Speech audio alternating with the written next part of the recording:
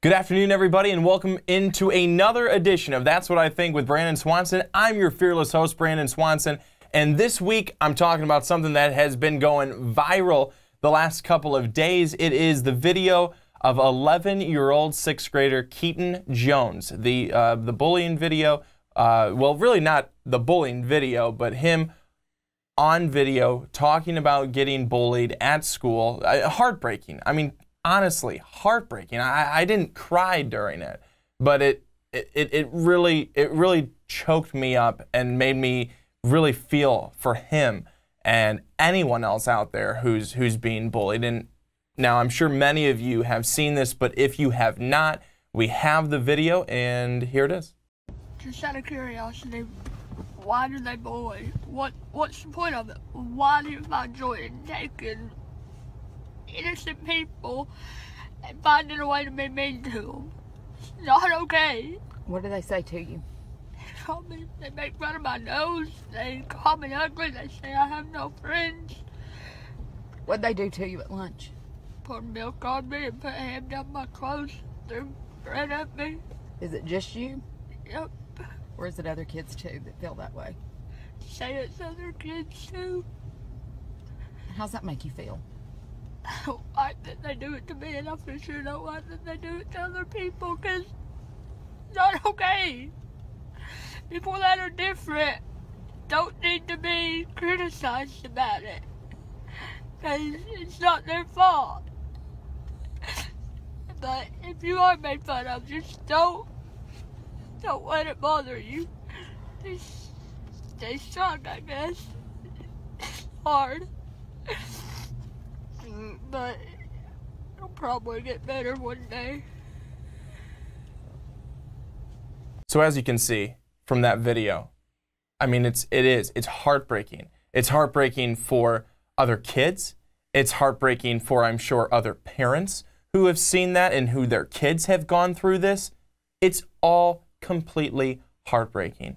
But Keeton Jones, again, 11-year-old sixth grader from Horace Maynard Middle School in Tennessee.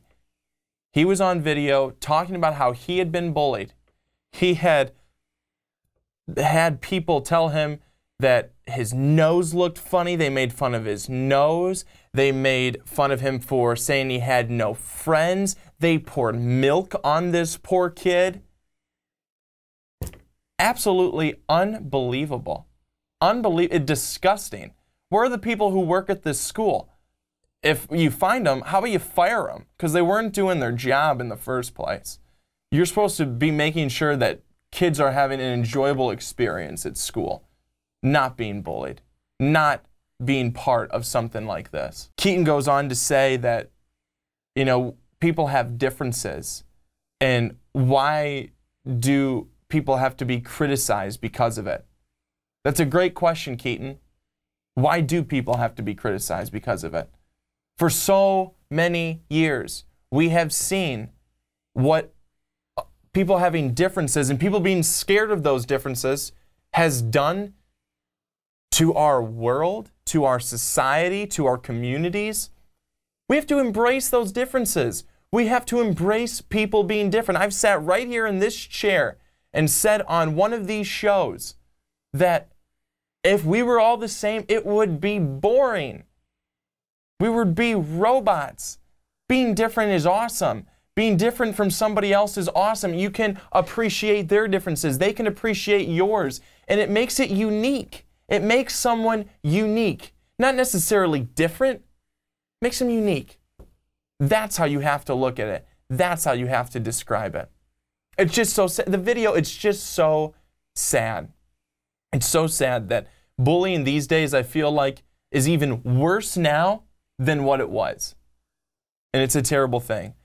When I was looking up some research for this, so obviously looking at the video and reading up on a little bit more with bullying, and one of the things I found that one of the articles I read was contrary to the fact that serial bullies are bullying because of low self-esteem, it said they attack others due to inordinate self-love, not self-hate. They do it because they get a high off of it, Bullies do it because it's fun. It makes them feel better. It makes them happy. It's a sick and twisted happiness.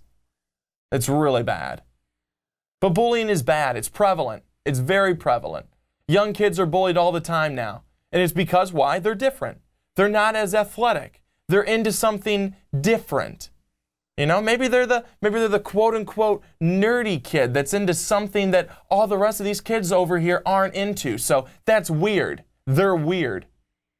We should make them feel weird and left out. And parenting, it comes down to parenting, I think. It's a big thing. You know, how are parents teaching their children to be? Are they teaching them to accept others, to be friends with others, to welcome others? Or are they parents that saying, you know what, you don't like somebody? Yeah, make sure they know you don't like them. It does. It comes down to parenting in so many situations. But moving on to something a little bit happier with this, that this video was posted, and I've got to say, you know, a lot of people will give the Hollywood crowd a hard time, but the Hollywood crowd certainly comes to the aid of a lot of these people, and they use their powers for good, and they certainly did in this instance. People like Gal Gadot, Justin Bieber, Snoop Dogg, all of these people coming to the aid of Keeton saying, you are my hero. You are the man, Keeton. DM me to talk about it. DM me for this premiere. I mean, Chris Evans invited him to the premiere of the next Avengers. He got an invite to be the date of Haley Steinfeld for Pitch Perfect 3. And now I do want to know if anyone knows if Keeton did not accept that date, is she still looking for people to go? Because I'm right here and I will go with you, Haley. I don't know if that's weird or creepy, and it probably is. But J.R. Smith, you know, talking about athletes, J.R. Smith said, hey, the next time that we are, you know, in OKC, you know, next time we're playing them, make sure you come to our game. We're going to give you VIP treatment, VIP spot, so many more reaching out and saying, we'll take you here. We'll, you know, do this, we'll do that. They set up a GoFundMe for Keeton Jones. It's amazing what we can do when we come together as a community, unite for the same cause. It's really incredible. And if we could do that consistently, I think we could try to really weed out bullying. If we could come together, if we could accept each other, if we could start at the highest levels, it would trickle down to the lowest levels. It would trickle down to our children, our children's children, and beyond. We don't understand how important what we do today affects what people will do 10 years from now. If we can put bullying to a halt now, we can stop it for years to come. I know, I was bullied back in 6th grade. I was bullied by who I thought to be one of my best friends. They try to turn other people against me. Other friends that I believe to be my friends against me. This is the story for a lot of people. And unfortunately, their stories are worse than mine and are worse than others. Bullies are bad people. I do believe that. People could say, oh, you know, there are bullies who they're having a tough time at home. You know what? Fine. They're having a tough time at home. I feel for them. That gives them no right to come and put that crap on some other kid. That's bull crap, in my opinion. Too bad, you know? Pick yourself up and move on. That's what you have to do. But again, it's one of those things where you try your best to get rid of it. I don't know if it's necessarily ever going to go away completely. But again, as if we adults, who the bullying happens in the workplace all the time as well, and it's bad. You know, they think that girls, they say all the time, girls are really mean to each other in school. They'll get better as they get older. It gets worse. They get worse. They get meaner, they get nastier, and it gets worse. But we could stop it when we're young if we can put some things in place, if we can put things in place where people can feel comfortable to go to counselors, to talk to them, to go to school officials, talk with them. And I'm talking grade school here, high school. I don't know if that's prevalent enough. I don't know if we have enough resources out there to help kids who have been bullied or feel bullied. It doesn't just happen when you're young. It can happen in high school. It can happen in college. It can happen in the workplace. But in the workplace, it's usually called harassment. And it's bad. And one of the things that I want to end with one of the things that the principal of this school, again, Horace Maynard Middle School, said. He said, quote, "The bullying is not as rampant as the video would have you believe. I can't tell you what was done, but I can tell you action was taken with the children." That's weak. That's weak, Greg. And if you were a good principal, which I clearly see you're not, I would say that you would have been way out in front of the situation and not made some statement, well, bullying's not as rampant as the video shows. Some of it still kind of happens, but, we just kind of, we let it go. No, you should have showed a little bit more concern for the kids at your school.